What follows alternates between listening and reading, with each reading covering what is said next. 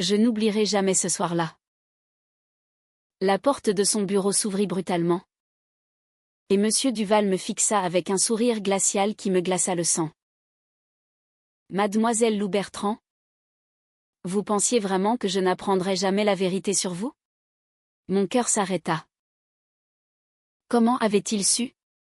J'avais tout fait pour cacher qui j'étais vraiment. Pour protéger ce poste de rédactrice en chef adjointe chez Éditions Lumière. Cette maison d'édition prestigieuse du quartier latin à Paris.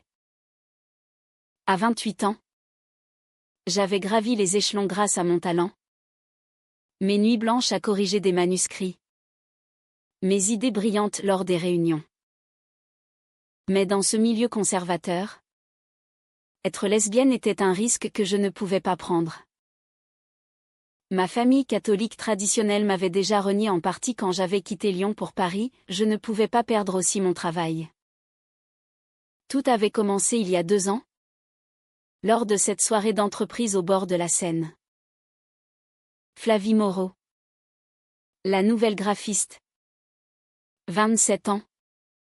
Avec ses cheveux blonds ondulés et ses yeux bleus comme le ciel d'été en Provence, était arrivée comme un souffle d'air frais.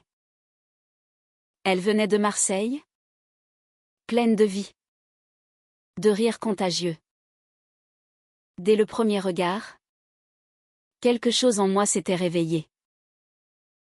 Nous avions discuté des heures, assis sur les quais, parlant de littérature, de Modiano, de Duras.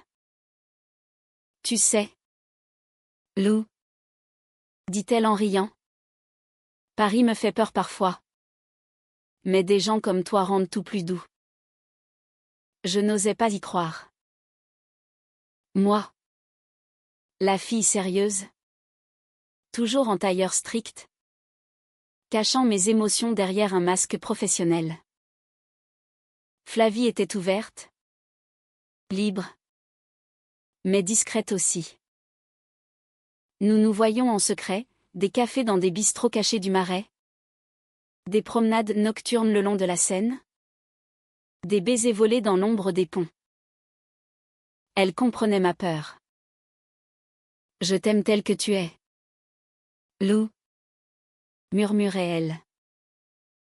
Un jour, on n'aura plus besoin de se cacher.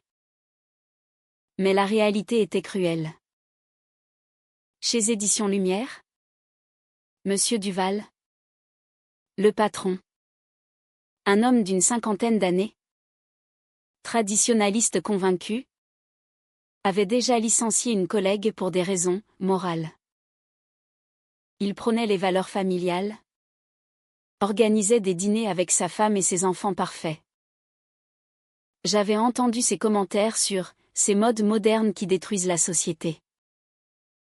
Alors, je mentais. À mes collègues, Flavie était juste une amie. À ma famille, je n'étais pas en couple. Même à moi-même. Parfois, je prétendais que ce n'était qu'une phase. Les mois passèrent dans cette double vie épuisante. Flavie voulait plus, emménager ensemble. Être officielle. Lou, pourquoi tu me caches comme un secret honteux? Me demanda-t-elle un soir. Les larmes aux yeux. Dans son petit appartement de Montmartre. Nous étions allongés sur son lit. La lumière de la tour Eiffel clignotant au loin par la fenêtre. Je la serrai contre moi. Ce n'est pas toi que je cache. C'est le monde qui n'est pas prêt. Mon travail. Si Duval sait, je perds tout. J'ai travaillé si dur pour arriver là. Elle comprenait. Mais la douleur était là. Je voyais dans ses yeux cette blessure que je lui infligeais. Pourtant, notre amour était profond. Intense. Nous parlions de rêves, voyager en Italie. Ouvrir une librairie ensemble un jour. Flavie me faisait rire comme personne. Me faisait me sentir vivante. Sans elle, Paris aurait été grise. Puis vint le drame. Un collègue, Antoine, un ambitieux qui convoitait mon poste, nous avait vus un soir au Marais, main dans la main dans un bar gay-friendly. Il n'avait rien dit sur le moment, mais il avait pris des photos. Ce traître les avait montrées à Duval, en échange d'une promotion probablement. Ce soir-là, dans son bureau somptueux avec vue sur les toits de Paris, Duval posa les photos sur son bureau. Regardez-moi ça. Mademoiselle Bertrand. Vous et Seth. Graphiste. Flavie Moreau. C'est ça? Vous pensiez que je tolérerais ça dans mon entreprise? Une maison respectable comme la nôtre? Je tremblais. Monsieur. S'il vous plaît. C'est ma vie privée. Il rit. Un rire amer. Vie privée? Quand vous représentez Éditions Lumière? Nos auteurs sont des familles traditionnelles? Nos lecteurs aussi. Imaginez le scandale. Non. Lou. Vous avez menti pendant des années. Vous avez triché pour garder votre poste. Les mots me frappèrent comme des coups. J'avais menti. Oui. Par peur. Mais était-ce un crime? Je suis la meilleure dans mon domaine? Protestai-je faiblement. Mes résultats. Vos résultats ne comptent plus. Vous êtes une perverse? Une menteuse. Demain, lors de la réunion générale, je vais annoncer votre départ pour raisons personnelles. Et si vous contestez? Ces photos iront à tout le monde, collègues, auteurs, presse même. Je sortis de la brisée. Les larmes coulaient sur mes joues dans l'ascenseur désert. Comment en étais-je arrivé là? J'appelai Flavie immédiatement. Il sait tout. Il va m'humilier publiquement. Elle accourut chez moi. Dans mon appartement du 5e arrondissement. Nous nous enlacâmes. Pleurant ensemble. Lou. Quitte ce boulot toxique. On peut recommencer ailleurs. Je t'aime. C'est tout ce qui compte. Mais la peur me paralysait. Perdre mon travail? C'était perdre mon identité? Ma stabilité. J'avais des prêts. Une carrière bâtie pierre par pierre. Je ne peux pas. Flavie. Pas comme ça. Le lendemain, la réunion arriva comme un cauchemar. Toute l'équipe était là. Une trentaine de personnes dans la grande salle aux murs couverts de livres. Duval prit la parole, chers collègues. J'ai une annonce triste. Notre talentueuse Lou Bertrand nous quitte pour des raisons personnelles. Elle a choisi de explorer d'autres horizons. Les regards se tournèrent vers moi. Puis, il ajouta, avec un sourire faux, et pour être transparent, comme je le suis toujours, Lou a eu des choix de vie qui ne correspondent pas à nos valeurs ici. Vous comprendrez. Un murmure parcourut la salle. Antoine souriait en coin. Certains collègues baissèrent les yeux. Gênés, d'autres me regardèrent avec dégoût. J'étais exposée, nue devant eux. L'humiliation brûlait en moi comme un feu. Je me levai. La voix tremblante, vous n'avez pas le droit. Mais Duval m'interrompit, sortez. Mademoiselle. Votre badge est désactivé. Je quittai la salle sous les regards. Dehors. Sous la pluie fine de Paris. Je marchais sans but. Le cœur en miettes. Flavie m'attendait en bas. Elle me prit dans ses bras. Viens. On s'en va. Loin d'ici. Mais dans ma rage, je la repoussai. C'est à cause de toi. Si on n'avait pas été vus. Les mots sortirent avant que je puisse les retenir. Flavie pâlit. Tu me blâmes moi? Pour être qui je suis? La dispute éclata sur le trottoir mouillé. Je t'ai tout sacrifié. Mon secret. Ma paix. Et maintenant? Tout est détruit. Elle pleura. Non. Lou. C'est toi qui t'es sacrifié pour un boulot qui ne te mérite pas. Moi. Je t'aime sans condition. Je partis. Furieuse. Seule. Les jours suivants furent un enfer. Je restai cloîtrée chez moi. Buvant trop de vin rouge. Relisant nos messages anciens. La frêne. La colère contre Duval. Contre Antoine. Contre moi-même. Et contre Flavie. Injustement. Ma famille apprit la nouvelle par des rumeurs. Ma mère appela, Lou. C'est vrai? Cette abomination? Je raccrochai. Dévastée.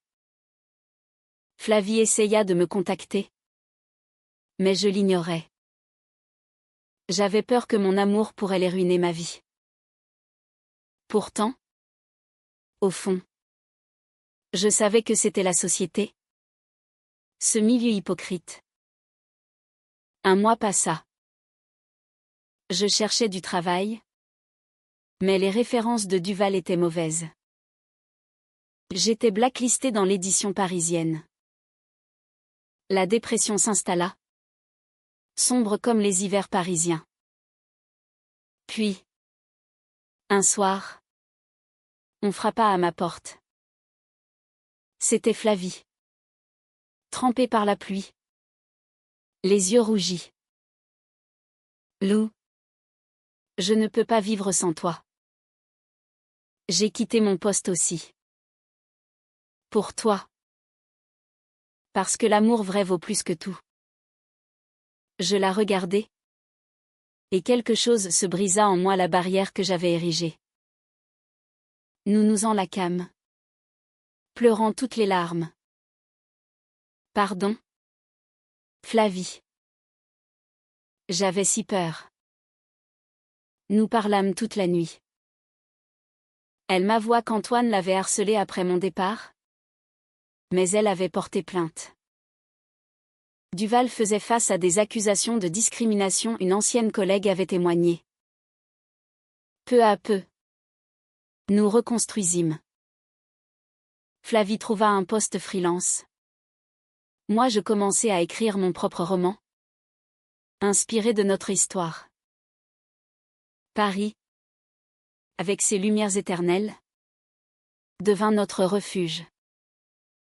Aujourd'hui, des années plus tard, nous vivons ensemble à Bordeaux, loin des jugements. Notre amour a survécu à l'humiliation, à la trahison, au secret. Il est plus fort, plus vrai. Mais ce secret qui a failli nous détruire m'a appris, cacher qui on est, c'est se détruire soi-même. Après cette nuit de réconciliation, tout sembla possible à nouveau. Flavie s'installa chez moi temporairement. Son appartement de Montmartre sous-loué. Paris en automne était magnifique. Les feuilles rouges dans les jardins du Luxembourg. Mais mon cœur portait encore les cicatrices. Je décidai de contre-attaquer. Avec l'aide d'une association LGBT à Paris, je portai plainte pour discrimination contre Duval. Les preuves étaient là, les photos prises sans consentement. Ces commentaires homophobes enregistrés par un collègue solidaire. Flavie témoigna aussi. Courageuse comme toujours. Les audiences furent épuisantes. Duval nia tout, prétendant que mon départ était volontaire.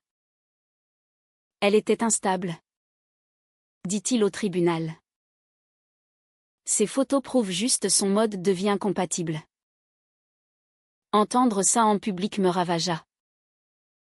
Les journalistes s'intéressèrent à l'affaire, un scandale dans le milieu de l'édition. Patron humilie employée lesbienne, titraient les articles. J'étais à la fois victorieuse et exposée. Flavie me soutenait, me tenant la main hors des caméras. On va gagner, Lou. Pour nous. Pour les autres. Mais un rebondissement survint. Antoine, le traître, craqua sous la pression. Il avoua avoir fourni les photos pour une promotion, et que Duval l'avait encouragé. Son témoignage changea tout. Duval perdit le procès. Il dut payer des dommages, s'excuser publiquement. Édition Lumière changea de direction. Justice était faite. Mais la victoire avait un goût amer. J'avais perdu des amis, ma réputation dans certains cercles, ma famille. Ma mère refusa de me voir. Tu nous fais honte, dit-elle au téléphone. Mon père, silencieux comme toujours, ne répondit plus. Seule ma sœur cadette, de Lyon, m'envoya un message: je suis fière de toi, grande sœur. Flavie devint mon ancre. Nous passions des soirées à cuisiner des plats provençaux qu'elle maîtrisait, riant de tout et de rien. Son amour était pur, sans jugement. Elle me poussait à écrire. Ton histoire mérite d'être racontée, Lou. Je commençais mon manuscrit, un roman sur une femme cachant son amour dans le Paris contemporain. Les mots coulaient. Thérapeutique. Pourtant, des doutes persistaient. Lors d'une dispute, je craquai, et si on n'avait jamais été ensemble? J'aurais gardé mon poste. Ma vie tranquille. Flavie me regarda. Blessée. Tu regrettes nous? Non. Bien sûr. Mais la peur ressurgissait. Elle partit dormir chez une amie cette nuit-là. Le lendemain, elle revint avec des fleurs des marchés parisiens. Lou. L'amour n'est pas tranquille. Il est chaotique. Douloureux parfois. Mais réel. Nous décidâmes de partir en voyage. Un week-end en Normandie. Sur les falaises d'Étretat. L'air salin. Les vagues déchaînées, un symbole de notre tempête surmontée. Main dans la main sur la plage. Nous promîmes de ne plus nous cacher. De retour à Paris, je publiai mon roman sous pseudonyme d'abord. Il devint un succès surprise, touchant des milliers de lecteurs. Des lettres arrivaient: votre histoire m'a sauvé. Flavie et moi officialisâmes. Un dîner avec des amis proches au Marais. Plus de secrets. Mais la vie réserve des surprises. Un jour, Duval m'appela. Lou. Je veux m'excuser sincèrement. J'ai réfléchi. Lu votre livre. J'étais dans l'erreur. Était-ce vrai? Ou la peur des conséquences? Je raccrochai. Mais quelque chose en moi se libéra. Le pardon? Peut-être pas. Mais la paix. Aujourd'hui, nous vivons ouvertement. Flavie et moi. Mariés civilement en 2023. Dans une petite cérémonie au bord de la Seine. Le secret qui a brisé ma vie m'a reconstruite plus forte. L'amour interdit est devenu libre. Les années suivantes furent un mélange de joie et de défis. Mon roman, révélé sous mon vrai nom, devint un best-seller. Traduit en plusieurs langues, il parla à tant de femmes comme moi, coincées entre amour et société. Flavie exposa ses designs graphiques, inspirés de notre histoire, des illustrations poétiques de couples féminins dans Paris. Nous collaborions parfois. Un duo créatif. Mais les cicatrices restaient. Je faisais des cauchemars de cette réunion humiliante. Flavie avait ses moments de doute, et si tu rencontres quelqu'un de normal un jour? Je la rassurais toujours. Notre lien était unique. Forgé dans le feu. Un conflit surgit quand ma sœur vint visiter. Elle accepta Flavie. Mais ma mère refusa toujours. Invite-la. Suppliai-je. Non. La famille brisée me pesait. Puis, une nouvelle épreuve, Flavie tomba malade. Une fatigue chronique. Diagnostiquée comme syndrome post-viral. Elle dut arrêter le travail intense. Je m'occupais d'elle. Nuit à veiller. Jour à consulter médecin. Je suis un poids. Murmura-t-elle un soir. Pâle sur le canapé. Jamais. Répondis-je fermement. Tu es ma vie. Cela nous rapprocha plus. Nous déménageâmes à Bordeaux pour un climat plus doux. Une maison avec jardin. Loin du tumulte parisien. Là. Nous adoptâmes un chat. Puis parlâmes d'enfants. La PMA pour couple lesbien. Possible en France. Un rêve. Mais un secret ressurgit. Lors d'un rangement, je trouvai une lettre ancienne de Flavie. Écrite pendant notre dispute. Elle confessait avoir douté. Avoir vu une autre femme brièvement. Le choc. Pourquoi tu ne m'as pas dit? Elle pleura. C'était quand tu m'as repoussé. J'étais perdue. Mais rien ne s'est passé. Je t'aime toi. La trahison, même mineure, raviva la douleur. Nous consultâmes une thérapeute. Parler. Comprendre les blessures mutuelles. Nous surmontâmes. Plus forte. Mon deuxième roman sorti. Dédié à Flavie. La vie continua. Humaine. Imparfaite. À Bordeaux. Les vignobles environnants devinrent notre échappatoire. Week-end à vélo. Pique-nique sous les chênes. Flavie reprit des forces. Son sourire revenu. Nous entamâmes les démarches pour la PMA. Émotion intense, consultation. Choix de donneur anonyme.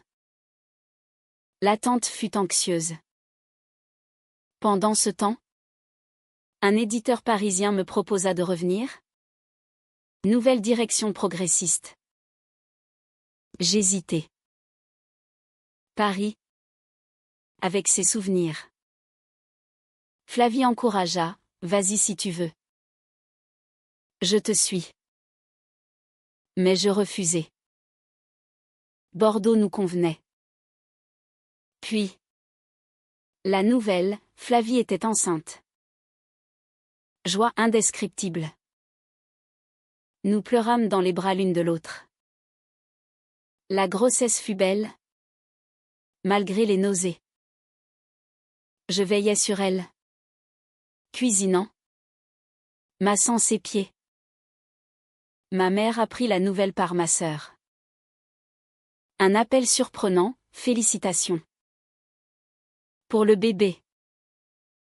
Un pas vers la réconciliation?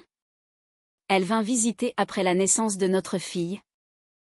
Élise. Petite merveille aux yeux bleus de Flavie. Ma mère tint Élise. Larmes aux yeux. Pardon. Lou. J'avais tort. Pardon accordé. La famille se reforma. Lentement. Notre vie devint sereine. Promenade avec la poussette le long de la Garonne. Lecture du soir. Je écrivis un 3e livre. Sur la maternité lesbienne. L'humiliation passée semblait lointaine. Une leçon. L'amour triomphe. Avec patience. Élise grandit vite. Curieuse. Rieuse. À 5 ans. Elle demanda, pourquoi de maman? Nous expliquâmes simplement, parce que l'amour choisit sa forme. Elle accepta. Innocente. Flavie et moi célébrâmes 10 ans ensemble. Voyage à Paris. Retour aux sources. Sur le pont des Arts. Sous la lampe. Nous nous embrassâmes. Souviens-toi de notre première dispute ici, dit-elle. Et de notre réconciliation. Paris avait changé. Plus ouvert. Notre histoire. Partie du changement. Duval? Il prit sa retraite. Discret. Antoine s'excusa par mail. Ignoré. Ma carrière fleurit, conférence. Atelier d'écriture. Flavie ouvrit une galerie. Nous adoptâmes un 2e enfant. Un garçon. La vie. Malgré les tempêtes. Fut belle. Le secret qui brisa tout nous reconstruisit en mieux. Amour interdit devenu éternel. Dans les moments calmes. Je remercie le destin. Pour Flavie. Pour notre force. Et pour Élise et Lucas. Fruit de cet amour résilie.